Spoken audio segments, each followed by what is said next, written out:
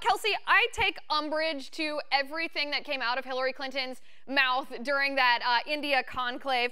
Stereotypically saying that you and I, white women, cannot think for ourselves, that our bosses, our husbands, our sons, with all due respect to these men in our lives, tell us how to vote.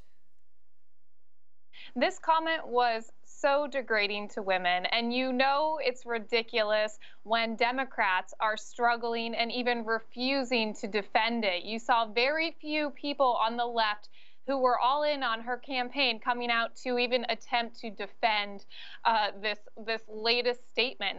And it's been so long since the election. She continues to try to blame her loss on anything but herself.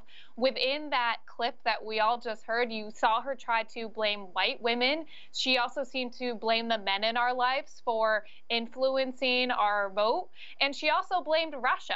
It's like, who's really at fault here? And it's surprising that it's been this long and she still can't look in the mirror and get on stage and address shortcomings in her own campaign. Right. Instead, she has to disrespect any woman who chose not to vote for her. In my opinion, she's sort of the gift that keeps on giving. I mean, it's infuriating to watch someone in our modern times make an allegation like that. It's even more infuriating for someone in power to make a sexist comment like that.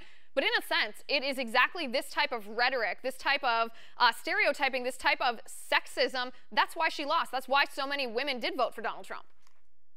You're exactly right. And I think women do think independently. And when you hear women on stage that claim to champion women tell women that there's only one way to vote if you support your own gender, I think women are going to reject that. I think the more that we see these types of comments by Hillary Clinton and others, the more we actually will get more women starting to take a step back and say, you know, I'm not just going to listen to one person tell me how to think and how to vote and what to believe, what I need to believe, just because I'm a woman.